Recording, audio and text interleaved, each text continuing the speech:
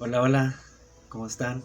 Este, pues bueno, aquí nosotros bien, trabajando duro, como siempre, este, y pues bueno, como lo habían anunciado, este, ahorita, pues yo quisiera dar una, una breve explicación, una breve síntesis sobre la filosofía política de Thomas Hobbes. Es muy interesante, ya que pues él es el creador, ¿no? En realidad de la filosofía política moderna y pues es un contractualista, eh, pues que marca una brecha en donde se rompe, en donde se separa la política clásica y la política moderna, para poder comprender de dónde viene el neoliberalismo, cómo surge el neoliberalismo, que es bastante interesante porque lejos de las malas intenciones, tenía como finalidad el poder tener un pacto social en donde todos dentro de sus propias capacidades pudieran ser libres sin que se transgrediera los derechos de los demás. Es muy interesante en realidad, yo por eso los invito a que lo escuchen. Este, pues es el libro que inicia la filosofía política moderna. El libro se llama Leviatán. Es muy interesante, les sugiero que lo busquen, que lo compren. Es muchísimo mejor en realidad el poder pues leer el material, tener el material en las manos, ¿no? Siempre es mejor leerlo desde su origen. Entonces, pues bueno, el autor es Thomas Jobs, ¿no?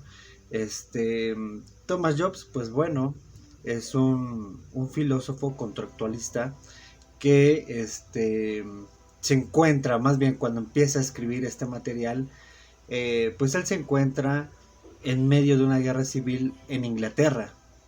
Esto es muy interesante en realidad de poder analizar porque la mayoría de los materiales de las obras escritas en estos sentidos, pues siempre surgen en un momento caótico de mucha crisis política, en alguna guerra, en alguna situación compleja. Siempre surgen, ¿no? Este tipo de obras, este tipo de filósofos, de escritores, de pensadores, en donde pues van relatando la manera en la que están interpretando la situación tan compleja en ese momento, ¿no? Entonces, pues una de las preguntas más importantes que Job se hizo, pues más que nada es eh, analizar desde el origen el fenómeno político. Y una de las preguntas más importantes que Job se hizo fue, ¿el hombre nace bueno o nace malo? ¿No? Yo creo que ya mucha gente ha escuchado esta pregunta y que en muchas disciplinas, ¿no? Se ha intentado analizar y deducir pues a qué se refiere, ¿no? O pues, hay diferentes hipótesis y teorías, ¿no?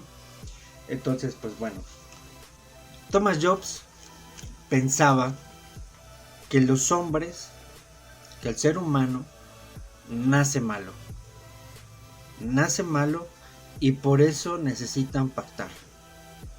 Por eso tiene que haber un acuerdo, porque el ser humano naturalmente no es como tal que sea malo, ¿no? O sea, sino que hay varios psicoanalistas, incluso como Melanie Klein, por ejemplo, que habla mucho sobre este proceso de adaptación a la realidad que tiene un infante, un bebé, en el momento del año 0 al año 3 de vida. Los primeros 3 años de vida es la etapa en donde el bebé comienza a asimilar, empieza a aceptar la realidad.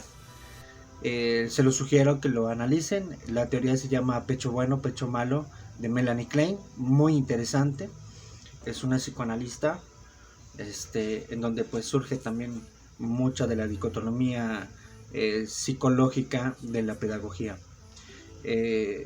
Una de las cosas más importantes en las que Jobs participaba era que pues era necesaria el que los seres humanos pactaran, el hombre pactara.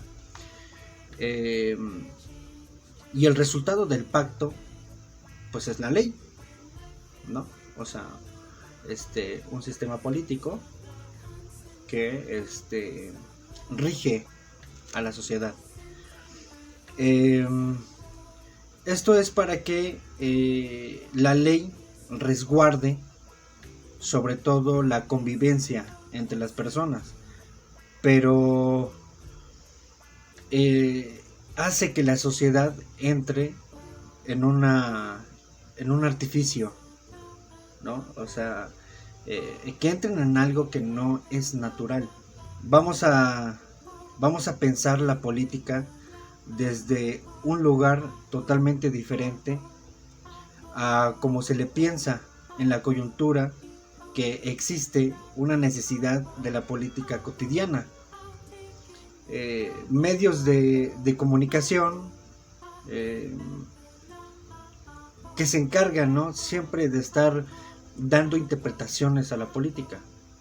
A veces las interpretaciones de los medios de comunicación dejan de ser imparciales, dejan de ser realmente algo que sea objetivo. A veces solamente son interpretaciones que hace el periodista, o a veces son periodistas que trabajan bajo consigna, ¿no?, bajo órdenes de los jefes, de los dueños de los periódicos, de las revistas, de las televisoras, que son empresarios y que les dan la orden de que cobran una nota, pero que deben de darle un tinte político o ideológico de acuerdo al que ellos están a favor, ¿no? Entonces eso es algo pues inmoral, no es ético, ¿no?, para el mayor objetivo del periodismo, ¿no? No tiene nada que ver. En la política se ha convertido en algo muy cerrado, que se basan más en el hecho concreto, o sea, en la situación, ¿no? Por ejemplo, la inseguridad, el tema de la inseguridad. La gente, la política actual se basa mucho en este sentido de cuáles son los resultados, si ya bajaron los índices de criminalidad, que si se está atacando, que si... Bueno, ya vimos la intervención de la senadora Lili Telles, una intervención ridícula. A mí me dio mucha risa, ¿no? Escuchar a la senadora, que es algo, la verdad, ridículo, ¿no? Digo, bueno, ¿cómo una persona se puede prestar para hacer algo así?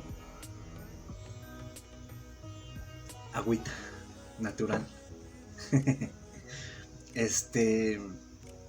Se basa mucho en el acto concreto, ¿no? No van hacia el origen, no van hacia las causas. ¿Qué es lo que causa la inseguridad? ¿Por qué los jóvenes toman el camino de la vida delictiva? ¿Qué es lo que está causando ese tipo de fenómenos?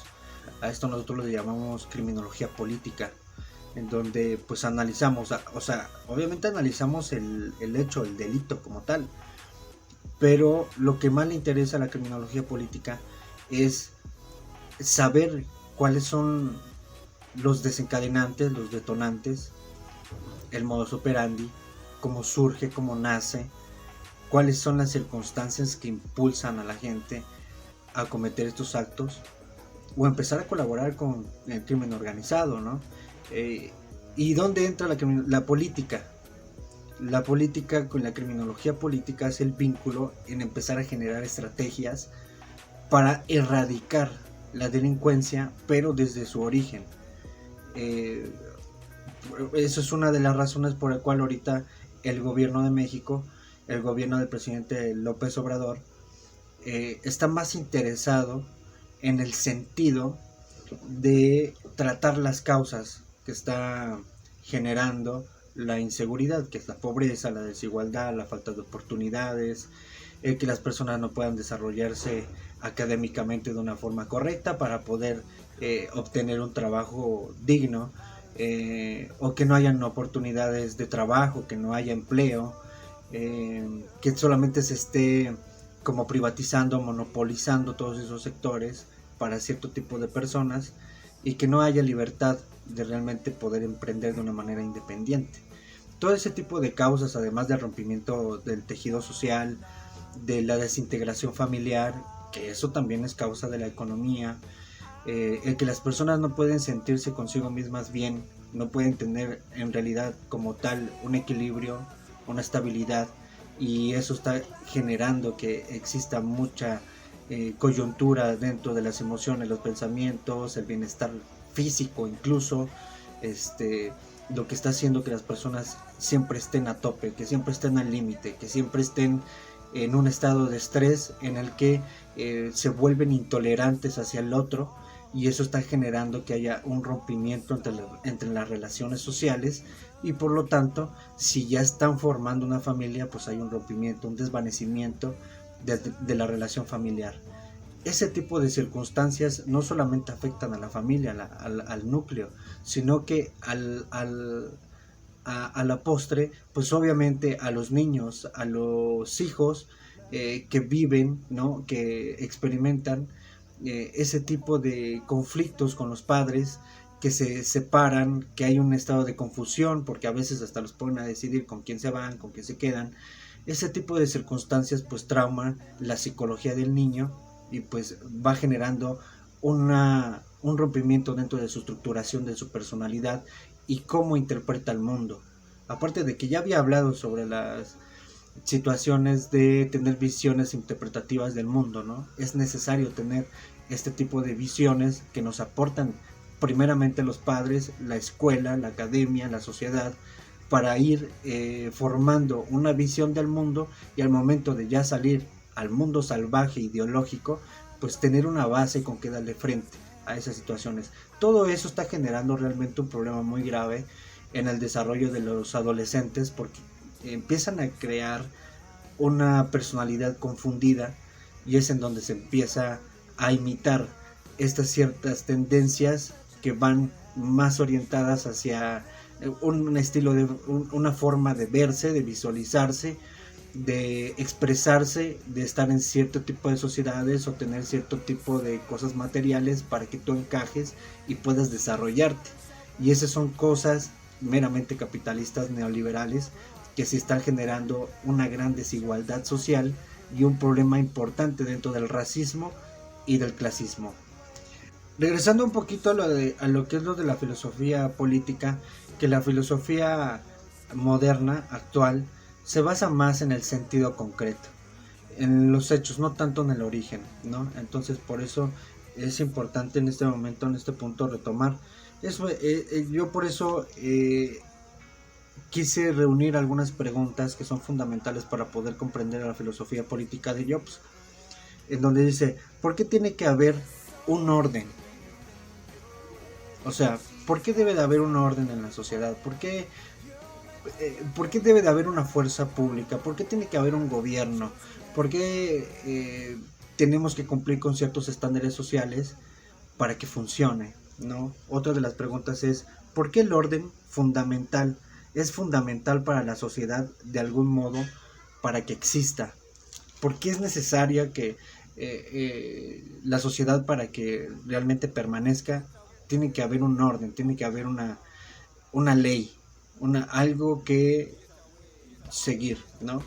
Y por tercera pregunta, ¿por qué no pensarlo al revés?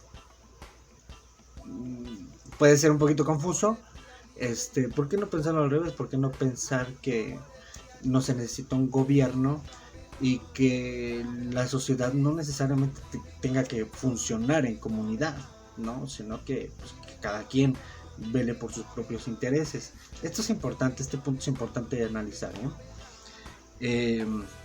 No es la historia de nuestra sociedad la que cuenta historias diferentes, de diferentes órdenes, en donde dejaron a alguien afuera. O sea, si analizamos la historia de los diferentes órdenes que hemos tenido, los diferentes gobiernos que hemos tenido, las diferentes políticas que hemos tenido, no una de sus características principales es que al final siempre dejan a alguien a un lado, o siempre terminan olvidando a alguien, o omitiendo una parte de la historia, o descartando a un sector social. Esto es importante, ¿eh?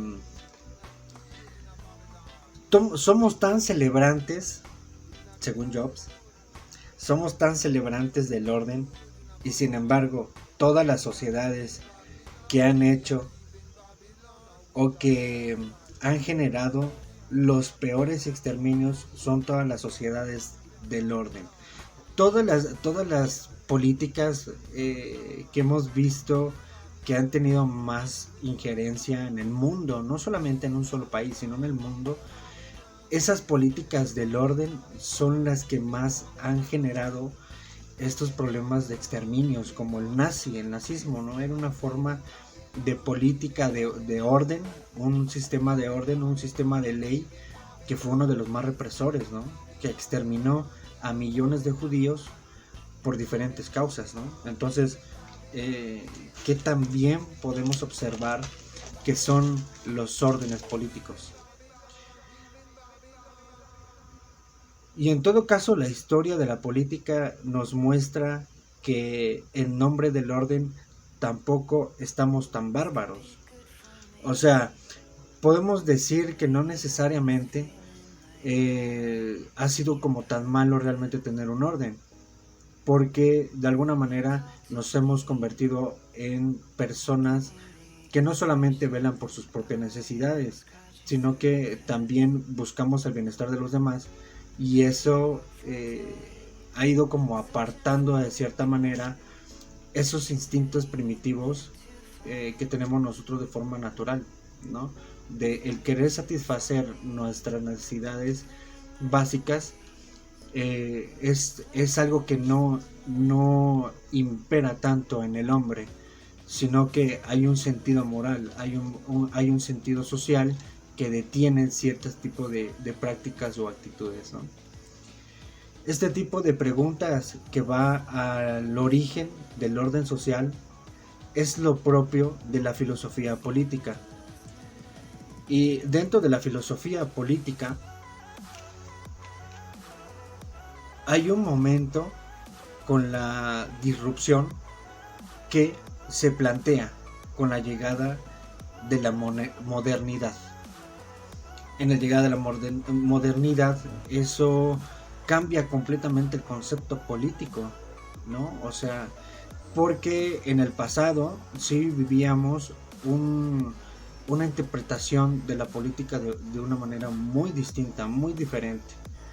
Pero en la llegada de la modernidad, pues obviamente hay un parteaguas dentro de la historia de la filosofía política y comienza una nueva corriente.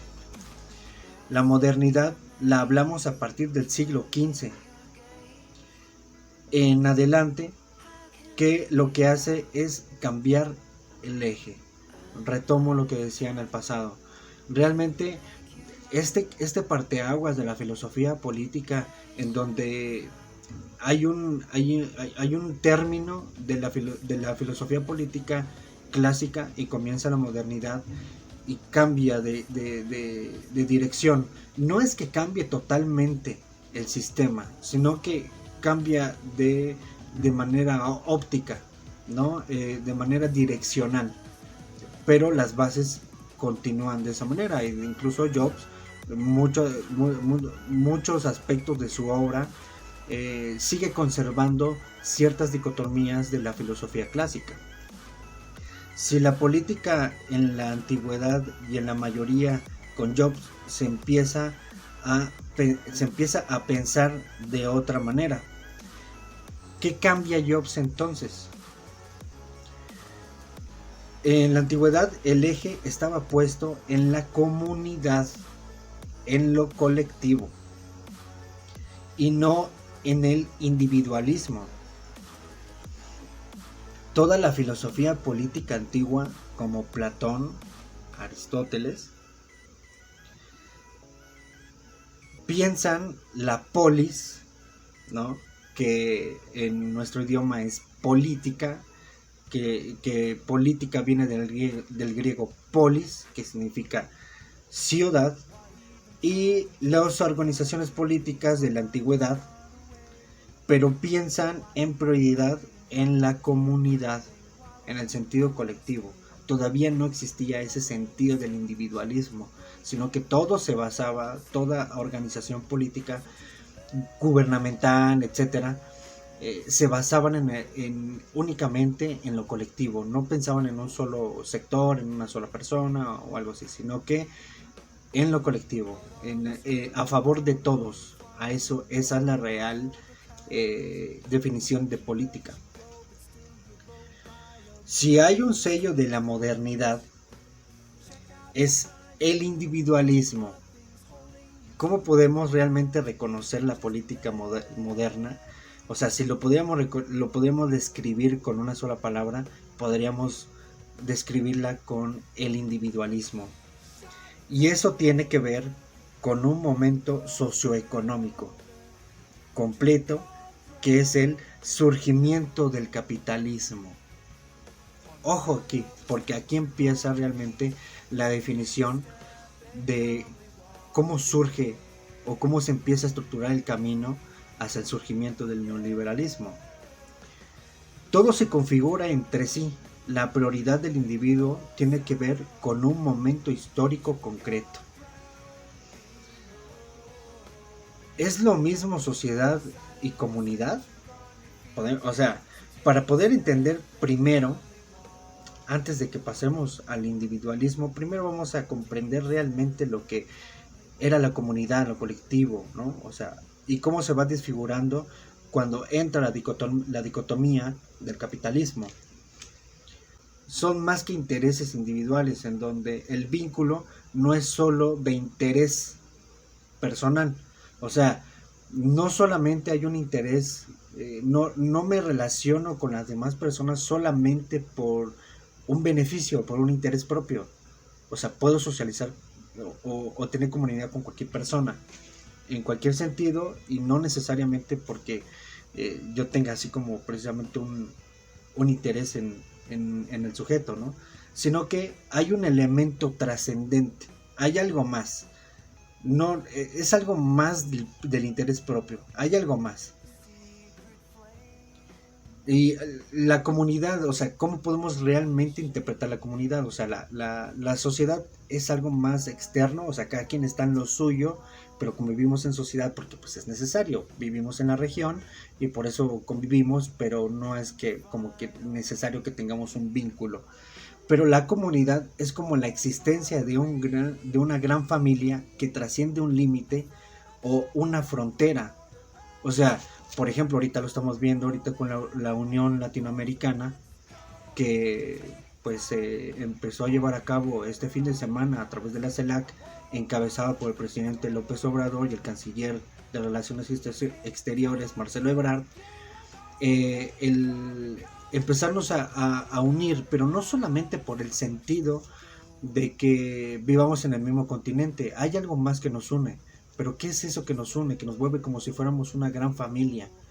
Bueno, pues viene la cultura, la comida, el clima, el que todos tenemos ese sentido como fraterno, ¿no? Como seres humanos, que trasciende, o sea, por ejemplo, nosotros los mexicanos somos personas muy fraternas, que somos muy solidarias y que tenemos una gran pasión patriótica, pero es por eso de las culturas, ¿no? En donde pues muchas culturas se mezclaron, llegaron a una comunión y crearon un gran imperio, pero todo viene de Mesoamérica y por eso tenemos como esa empatía con otros países que son de Latinoamérica, porque como también son de Mesoamérica, surgen, ¿no? Surgen bajo esa misma corriente de cultura y obviamente pues al encontrarnos pues nos entendemos, aparte de que con algunas excepciones de algunos países como Brasil que hablan otro tipo de idioma, pero la mayoría hablamos el mismo idioma, ¿no? Pero pues bueno, eso ya viene de otro asunto, de España, ¿no? Que quiso conquistar todo el continente y impuso su idioma. Entonces, pues es algo que trasciende las fronteras, ¿no? ¿Cuál es el elemento que hace que todos seamos una comunidad? Un elemento más allá que nos comulga a todos, que trasciende una frontera o un territorio, que hace que prioricemos esta comunidad. O sea, no solamente, por ejemplo, hay mexicanos que se encuentran en Estados Unidos y que siguen sintiéndose mexicanos, nosotros los reconocemos como mexicanos y no importa de qué lado de la frontera se encuentren. O sea, seguimos identificarnos de esa manera. ¿Por qué? Porque es algo que nosotros tenemos, es algo propio, es una identidad cultural, es una identidad en esencia, algo que nos caracteriza de una manera distinta a otro tipo de culturas, ¿no? O sea, eso es lo que nos hace una comunidad. Por eso nosotros tenemos un gran aprecio, un gran cariño y amor y agradecimiento a toda la gente que se encuentra en Estados Unidos, porque no solamente porque una de las mayores entradas de economía a México pues son las remesas, no solamente por eso, sino porque tenemos ese sentido de comunidad. Somos una comunidad, no solo somos mexicanos, ¿no? O porque nacimos mexicanos o tenemos linaje mexicano, no, sino porque nos sentimos parte de, todos tuvimos esa comunión, todos estuvimos de acuerdo con esa identidad y eso es lo que nos une, ¿no? Lo que nos hace como tal, una gran familia.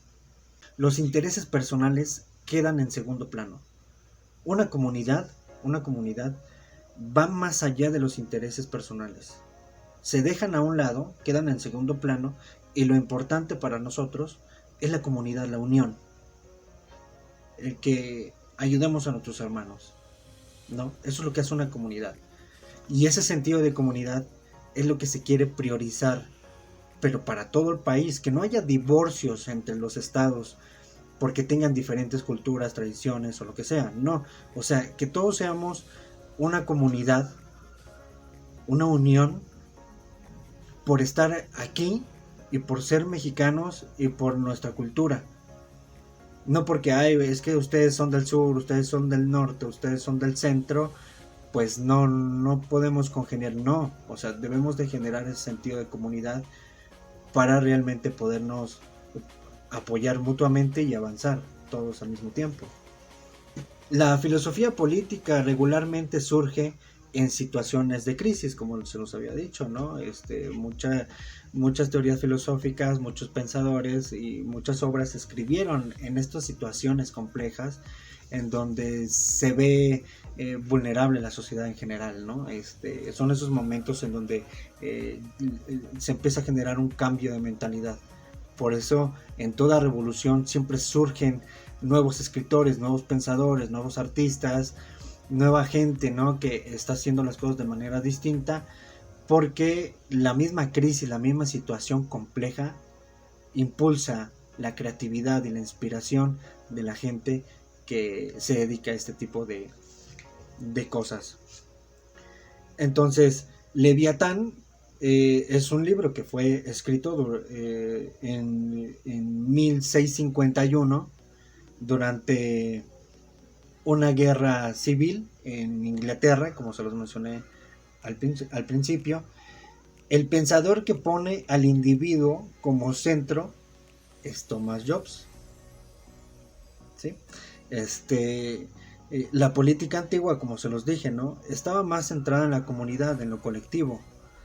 Esa era la finalidad, ¿no? De la política, por ejemplo, de Platón, la política de Aristóteles, en la forma de gobierno, por ejemplo, que decía Aristóteles, en la política de Platón, que van definiendo cómo debe de ser para que todos estemos bien, funcione y no hayan ese tipo de conflictos que sean así como de tanta desigualdad, ¿no? Pero cuando llega Thomas Hobbes con esta política, con esta filosofía política moderna, pues él es el que pone al hombre al centro. Ahí es donde entra el individualismo. con Thomas Jobs. ¿De qué manera se puede fundamentar un orden,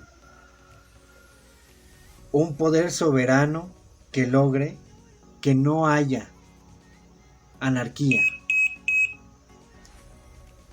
¿Cómo podemos lograr esto? ¿Cómo podemos lograr un sistema, una ley, en donde todo pueda funcionar sin que exista la anarquía de que cada quien haga lo que quiera, que todos estén concentrados totalmente en satisfacer sus propias necesidades y haya un respeto mutuo? Esa es una gran pregunta para la filosofía política moderna. Fundamentar a la política como una herramienta para que no haya una guerra de todos contra todos. Esa es una política que va basada en la colectividad. Todos tienen que estar de acuerdo. Todos tienen que estar bien con esa decisión, con esa nueva postura. Todos tienen que estar de acuerdo para que funcione, y ese sistema soberano se hace referencia a que un poder ajeno a nosotros, no un poder ajeno al país, no, a nosotros como personas, o sea, alguien que no sea yo, tome el control y garantice que se van a respetar mis libertades y también van a garantizar que yo no viole las libertades del otro. A eso se refiere con soberano, con un poder soberano. En el Leviatán, Jobs toma una figura bíblica que es el Leviatán. El Leviatán es una figura bíblica. Es un monstruo bíblico del libro de Job. Lo pueden encontrar en el libro de Job, en el Antiguo Testamento, que es un monstruo marino muy poderoso, que en un momento en el Antiguo Testamento, en el libro de Job, dice: no existe poder en la tierra que se le compare. Entonces, Jobs en este momento está comparando al Leviatán con el soberano. Y esto aparece en la etapa de la primera edición del Leviatán, cuando Jobs publica su libro, pone esta frase, y en la imagen de la portada, pone la imagen de un rey, de un señor, un rey, que está compuesta de muchas personas, de modo en el que él expresa o representa o sintetiza la voluntad de todos ellos. ¿Sí? O sea, en la portada, ¿no? Lo pueden consultar, vean la portada del libro Leviatán, la primera edición, pone a un rey en donde se puede apreciar que está compuesto por muchas personas. Entonces puede decirse que el rey es el soberano y el soberano se encarga de representar a todas las personas que lo componen. En ese caso, por ejemplo, el voto, ¿no? O sea, tú votas por un presidente de la república, por un gobernador o por un presidente municipal. Esa persona tiene que estar compuesta por toda la gente que votó por él. Tiene que representarlos a ellos. Cuando se observan los manuales de Jobs, o sea, porque hay muchas introducciones, hay muchos libros que hablan de Thomas y que relatan, ¿no? Su filosofía, y para poderlo complementar puedes encontrarlo en una cierta corriente, ¿no? O sea, para que tú puedes encontrar a Thomas Jobs en una librería. Hay librerías que están clasificadas por corrientes, ¿no? Y la corriente de Thomas Jobs es la de contractualistas. Ahí pueden encontrar el libro de Jobs, tal como también lo era Rousseau. pero Jobs y Rousseau, entre ellos, eran completamente contrarios, eran muy distintos. Muy distintos. Incluso estaban en, en sentidos completamente opuestos, ¿no? Contractualismo, en este caso de Jobs versus Rousseau, en contra de Rousseau. Entre los dos, Jobs es el más famoso. Pero hay otra doctrina que es previa a Jobs, que también está presente en su filosofía, además del contractualismo, que se conoce con el nombre iusnaturalismo. Iusnaturalismo, que ius en latín es derecho. Derecho de derechos, no de derecho o de derecha, no, de derechos. O sea, es la doctrina que sostiene que existen derechos naturales en el ser humano. O sea, que los seres humanos, por ser seres humanos, por naturaleza tenemos ciertos derechos inalienables. Está un poquito complicada la palabra. Viene con nosotros por naturaleza como el derecho natural de la vida. Nosotros tenemos, o sea, por ser seres humanos tenemos el derecho a la vida, de conservar la vida.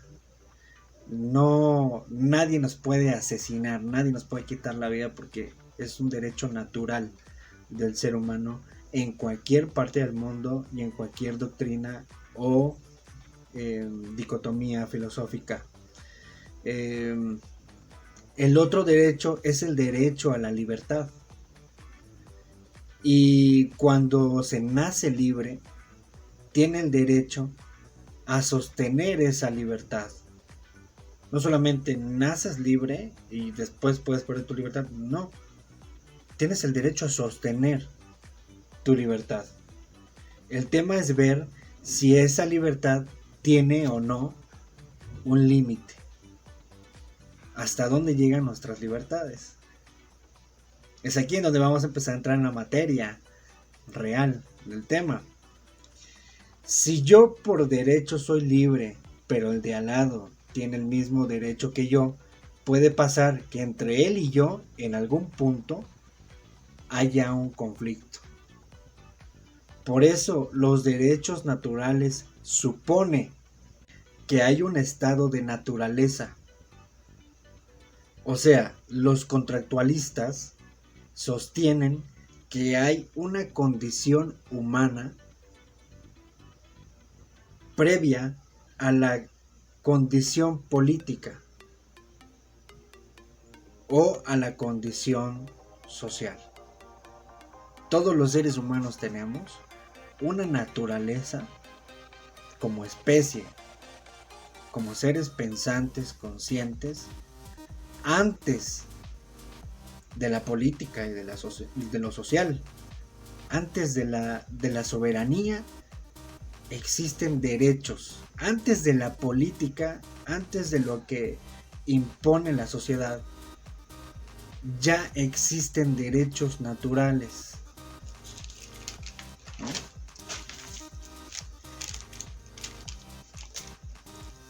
Lo interesante ahorita para poder comprender estos derechos naturales es ¿cuáles son esos derechos naturales? Ser biológicamente un ser humano. ¿Cómo son las características del ser humano? Antes de que se nos culturice, antes de que se nos enseñen cosas sociales, políticas, etc. Antes de que se nos enseñen cosas, antes de que nos enseñen cultura, tradiciones, pensamientos, visiones del mundo, antes de todo eso, cuando la mente está en blanco, hay una pregunta: si en ese momento somos buenos o malos? ¿Somos personas egoístas? ¿O somos amorosos, fraternos, hospitalarios? ¿Cómo somos en esa etapa? La hipótesis ius naturalista que de Hobbes dice que el ser humano nace solo, aislado, porque un bebé nace pensando únicamente en la satisfacción de sus necesidades básicas y no en compartir. No está pensando en compartir, sino en satisfacerse. Rousseau dice que el hombre por naturaleza nace bueno y feliz, y quien lo corrompe es la sociedad. Es una dicotomía completamente inversa a la de Hobbes. Completamente inversa. Rousseau decía que pues el ser humano nace feliz, pero la sociedad a través del tiempo poco a poco lo va corrompiendo. Si vemos esto, si lo conversamos, si lo charlamos a través de un ejemplo, que sean 50 personas que llevan 10 días sin comer y solamente hay un pan, ¿qué pasaría? O sea, no se puede dividir un pan en 50 partes, definitivamente. O uno come y 49 no, o ni uno. Entonces, Hobbes alude a la supresión de lo más instintivo del ser humano. Se tendría que suprimir lo más instintivo, ¿no? A esto le llama Homo homi lupus. En latín es el hombre es el lobo del hombre. El estado de naturaleza que se identifica con el hombre es el lobo, según Hobbes. Todos libres intentando satisfacer sus necesidades básicas. ¿Qué se generará en el estado de naturaleza? Si todos van persiguiendo la satisfacción de sus propias necesidades, ¿qué es lo que va a generar la naturaleza en ese momento?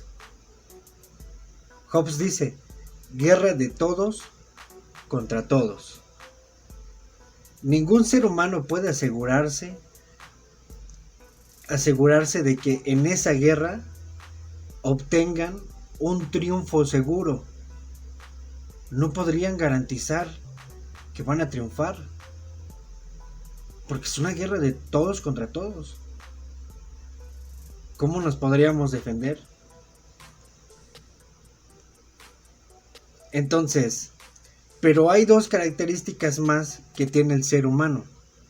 La primera, el miedo. El miedo a la muerte. El segundo es pensar, la racionalidad. El hombre siempre hace cuentas en su mente de lo que es conveniente y de lo que no es conveniente. La cuenta del ser humano, según Hobbes, es: tengo miedo a la muerte. Tengo miedo de que cualquiera de ustedes me mate. Pero al mismo tiempo yo quiero ser libre y hacer lo que yo quiera. La pregunta es, ¿cómo le hago para congeniar estas dos disposiciones? A lo máximo posible, ¿cómo puedo hacer lo que yo quiera, pero que no haya ningún prejuicio en contra de otra persona? Y no porque yo sea bueno, sino porque no me quiero perjudicar a mí mismo. Si yo daño a otro, pues obviamente ese otro va a vengarse. ¿Cómo puedo hacer lo que yo quiera sin dañar al otro, sin pensar que soy bueno, sino más bien por conveniencia, para no tener enemigos, ¿no? Dice Hobbes, en ese momento es cuando nace el pacto social. En ese momento, cuando ya se empieza a pensar en querer hacer lo que uno quiera sin dañar al otro, pero no porque soy bueno, sino porque no me quiero perjudicar a mí mismo con venganzas, con enemigos. En ese momento, dice Hobbes, que es cuando nace el pacto social. El pacto social es enajenar parte de nuestra libertad a un soberano. Ese soberano puede ser un rey, un sistema político, o sea, el Estado. La ley, las instituciones públicas que tienen que gobernar en el sentido de garantizar nuestra seguridad, nuestros derechos, y en la sociedad política, en la sociedad civil, es que ingresa este pacto social. Todos tienen este pacto social con el soberano, con el poder, con el Estado, con las instituciones. Tenemos que delegar parte de nuestra libertad, ese sentido de que yo puedo hacer lo que yo quiera, parte de eso se lo tenemos que delegar, entregar al Estado para que garantice el resto de nuestras libertades. O sea, se tiene que desprender algo de la libertad para garantizar el resto. Y es ahí en donde ingresa el pacto social. Por ejemplo, en el sistema democrático. Todos estamos de acuerdo en votar en un sistema político soberano para que nos gobierne. Y todos marchamos a ese ritmo, a esa dirección. Caminamos hacia esa dirección. Y ya está el pacto entre nosotros, porque estamos de acuerdo en que ese sistema político nos gobierne.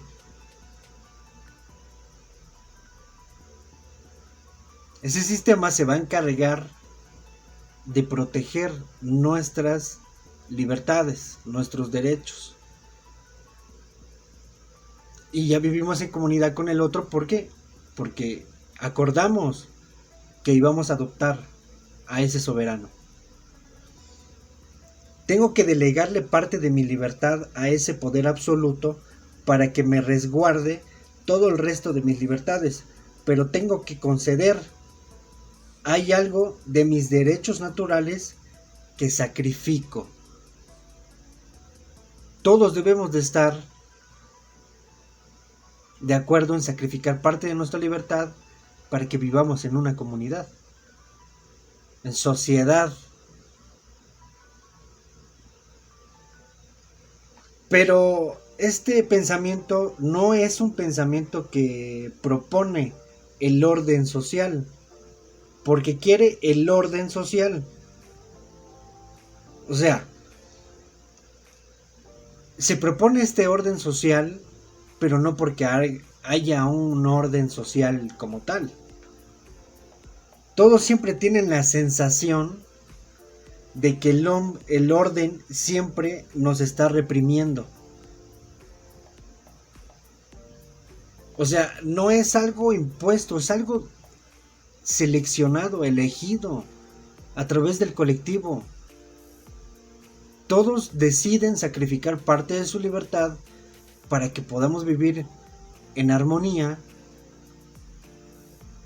pero ha pasado tanto tiempo desde que se llegó a ese acuerdo que las nuevas generaciones surgen cuando ya está establecido esto y no se les explica la esencia del sistema, del por qué tiene que haber un Estado, un soberano, una ley, instituciones que resguarden nuestros derechos y libertades, y ya lo sienten como, es que a mí me están oprimiendo,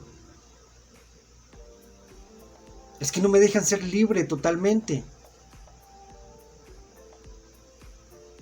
Ya hablamos de eso, ¿no? ¿Qué pasaría si fuéramos completamente libres? Entonces, existe esa sensación de estar reprimido.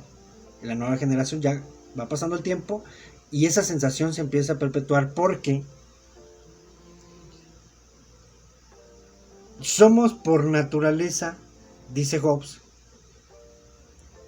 somos un ser que busca la libertad permanentemente. Es como decir, tenemos que vivir en un orden social porque no queda de otra, cuando en realidad no es así, es un pacto social para vivir en armonía, que se estableció hace muchísimo tiempo y que ahorita no se comprende, no se entiende, la gente no lo sabe y se siente reprimida.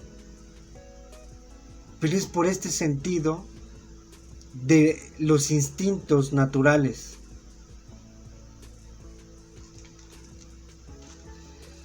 Pero nuestro deseo natural como seres humanos no es entrar en la artificialidad de una sociedad que es artificial porque no venimos por naturaleza así. No estamos regulados por naturaleza, dice Hobbes. No estamos regulados por naturaleza. Por eso es una sociedad artificial, porque esto fue creado encima de nuestra naturaleza. No es natural, es artificial. Porque venimos por naturaleza a ser libres e individuales, dice Hobbes. Interesante, ¿no? ¿Cómo se resuelve el problema? Con el pacto social. Genera ese entonces un pacto de asociación y un pacto de sujeción. Asociación. Todos somos iguales de libres. Todos tenemos un nivel de libertad. Hace que todos nos sintamos parte del mismo orden. Todos seguimos lo mismo, lo que comentaba hace rato. Todos cedimos parte de nuestra libertad para que el Estado garantice nuestros derechos, según Hobbes. Sujeción, que es como sumisión, porque aceptamos que haya alguien. Hobbes dice que su ideal es un soberano, es el término del soberano, que rige sobre todos nosotros. Cualquier sistema político puede ocupar ese lugar. Todos tenemos que conceder ese lugar central para que rija sobre todos nosotros. Esto es muy interesante, ¿no? Todos sacrificamos parte de nuestra libertad para que un soberano, un poder, un sistema, sea el que regule nuestras conductas y garantice nuestras libertades y nuestros derechos. Pero así como hay una tesis, hay una antítesis. Y la antítesis que directamente cuestiona a Hobbes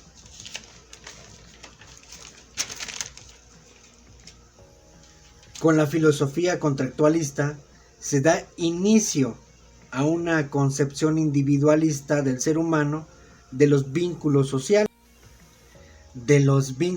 sociales, que va totalmente armada con lo que va a ser el movimiento económico, político, que surge en paralelismo con el contractualismo, que es el capitalismo como un método de producción e ideología del liberalismo. Desde el contractualismo de la filosofía política de Hobbes surge el capitalismo como un sistema de producción, porque se basan totalmente en este sentido de filosofía política, y surge ya la ideología del liberalismo, haciéndolo pasar como si el sistema de producción capitalista fuera liberador, porque ya le meten la dicotomía ideológica. El primer cuestionamiento a Hobbes, y cito a Roberto Espósito, que en su libro Comunistas, que fue hecho en 1998, que es imprescindible para completar el análisis a Hobbes. Hobbes dice: Hobbes nos supone un orden social que tiene que aplacar nuestros miedos. Acuérdense de cuáles son las características del ser humano: el miedo a la muerte y el ser pensante. El miedo a la muerte. Aplacar nuestros miedos, o sea, uno deja de tener miedo porque hay una ley que nos protege. Pero Espósito dice: no se trata más bien de que ese miedo que existía en nuestro estado de naturaleza y que temíamos por el otro, el miedo que teníamos nosotros de forma natural a la muerte y el miedo al otro a de que nos haga algo, ahora se desplaza. El miedo ahora se desplaza, o sea, ya no se centra en nosotros el miedo, sino que ahora se desplaza, y ese miedo se lo pasamos al Estado, al soberano.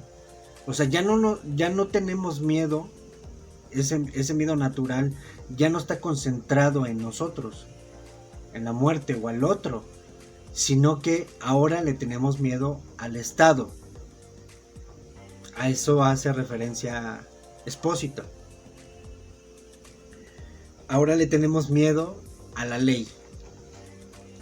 Roberto Espósito dice: Hobbes desplaza el miedo del estado natural a un miedo por el soberano.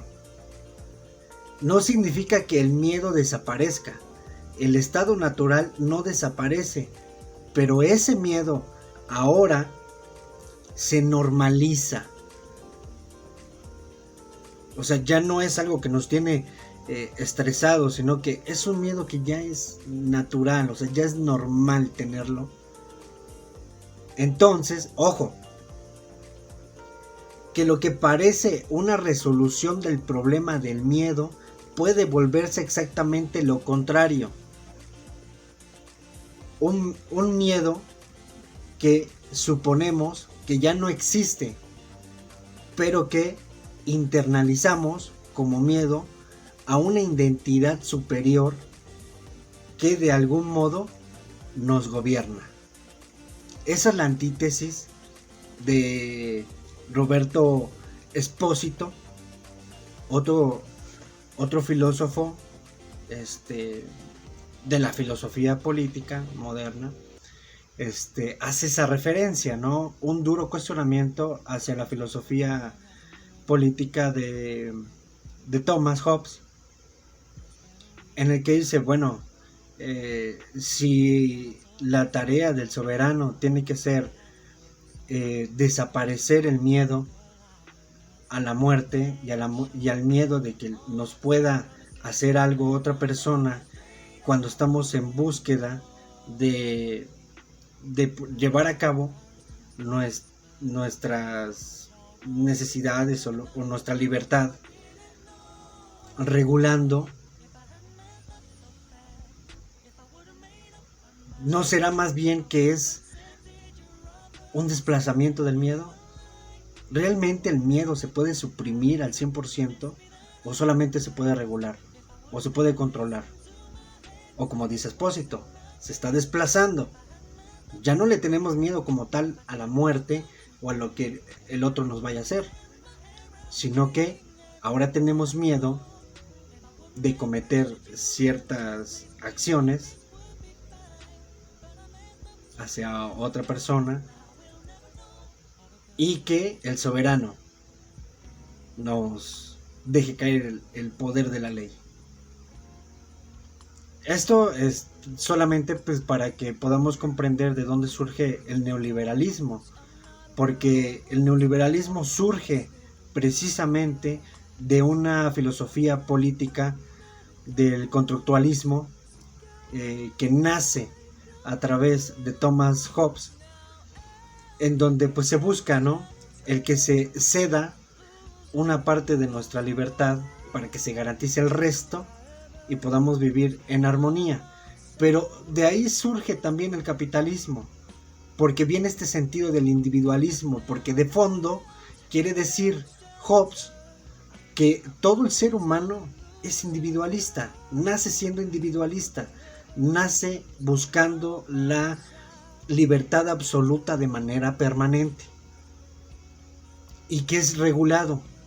Entonces de ahí el capitalismo surge, de ahí lo toma esa parte de la dicotomía de Hobbes, en la que como el ser humano nace, es naturalmente un individualista, entonces el capitalismo surge de estas cosas, como apenas lo estábamos escuchando en la reunión, en la cumbre de la CELAC, de la Unión de América Latina, en el que la exposición de la OEA decía que se tenía que premiar a los trabajadores para darles un incentivo, darles un impulso, y se inspiraran más en producir más, y eso generaría un aumento económico. Pero esto es todo con una ideología meramente capitalista, neoliberal. Porque el problema con el neoliberalismo, en que está totalmente basado en el individualismo, muchas personas buscan su propio bienestar, su propio crecimiento, a costa de lo que sea. No les importa qué derechos pasen por encima, si roban, si mienten, si matan, si hacen barbarie y media, con tal de salir adelante, porque traen esa dicotomía, esa ideología del individualismo, olvidándose del colectivo, y es por eso que también la economía se centra en unos cuantos, y el resto se queda en un desbalance, en un desequilibrio económico, que genera también el estancamiento económico, el bienestar personal, la salud física, porque incluso no pueden hacer deporte, no pueden comer de una manera saludable, porque ya también la industria ya está contaminando todo el alimento, y ya no y esto es sentido del capitalismo, como es tan absorbente, no le da tiempo a la gente de hacer ejercicio, de concentrarse en lo suyo, de seguirse preparando académicamente, de tener un tiempo para sí mismo. Pues existe un desequilibrio completamente psicológico, y eso es lo que va rompiendo el tejido social, y es una de las causas de la violencia, de la desigualdad, de la pobreza, incluso también el adquirir malos hábitos como consumo de drogas, de alcohol. Todo ese tipo de cosas vienen de esa corriente que fue mal entendida, El neoliberalismo es la defragación, la distorsión por completo de lo que Hobbes en su momento quería dar a entender, que deberíamos sacrificar cierto porcentaje de libertad y de supresión de los instintos primitivos para que pudiéramos tener un sistema en donde la gente pudiera tener garantizada la mayoría de sus libertades y de sus derechos y vivir en comunidad, en fraternidad. Pero esta gente, el capitalismo, el neoliberalismo, que es capitalismo, y liberales, que manipulan a la gente, diciendo que el capitalismo es una forma de liberación porque hay una superación y porque más economía, más dinero, más poder y más realización. Supuestamente, lo que no mencionan es que solo unos cuantos lo van a poder hacer y la gran mayoría ya no. Es donde surge esta composición de las palabras: capitalismo, liberalismo, neoliberalismo. Para entender un poquito este concepto y la dicotomía del cuestionamiento tan frontal, tan directo y tan confrontativo de Espósito, en el que le dice: pues es que no se está suprimiendo ningún miedo, no se está resolviendo el problema, lo único que se está haciendo es desplazar el problema. Nada más es como aventarle la bolita al sistema, al soberano. Por eso ahorita escuchamos a la gente que hay violencia, que hay pobreza, que hay esto, hay el otro, y culpan al gobierno. Porque ya es algo mental. Ya es algo mental, porque es solo desplazar. Desplazar los miedos, las incapacidades, la falta de disposición. O sea, todo eso se ha ido internalizando y poco a poco se ha ido distorsionando y se van generando otras dicotomías, otros pensamientos ya completamente desarmados, o sea, ya no tienen sentido. Por eso se está haciendo ahorita esa invitación de recuperar la filosofía política del colectivo. Más adelante voy a hablar de Platón, de Aristóteles, para que se comprenda esta filosofía política en el que se basa en el colectivo, en el bien colectivo y ya no en el individualismo, que el individualismo es lo que hasta hoy impera, más que nada en Occidente, en Europa. Y en algunas regiones como Uruguay, Paraguay, Colombia, Brasil, Estados Unidos, que son una minoría dentro de todo el continente mesoamericano. Pero se está buscando recuperar esa filosofía política aristocrática y platónica del colectivo. Porque antes de la llegada de la filosofía política moderna, se basaba en lo colectivo y funcionaba. No se veía tanta industrialización, no se veía tanta desigualdad, no se veía tanta violencia, no se veía en el sentido económico que la economía causara la violencia, porque sí, o sea, habían guerras civiles, habían guerras mundiales, pero eran esos países que traían ese pensamiento ya sumamente capitalista, extremista, fascista. Entonces es muy importante realmente comprender todas estas dicotomías, estas filosofías, estas corrientes de pensamiento, para comprender lo que está pasando hoy. ¿Por qué se busca lo colectivo y abandonar lo individual? Porque el individualismo ya llevamos un tiempo llevándolo en práctica y no funcionó. Lo único que está pasando es contaminar, sobreprotección, sobreexplotación de la materia prima, desigualdad económica, pobreza extrema, violencia, corrupción, influyentismo, racismo, clasismo. Y no ha funcionado, no ha funcionado definitivamente en nada. Entonces por eso se está buscando cambiar la corriente y que todos estemos en colectivo de acuerdo para llevarlo a cabo.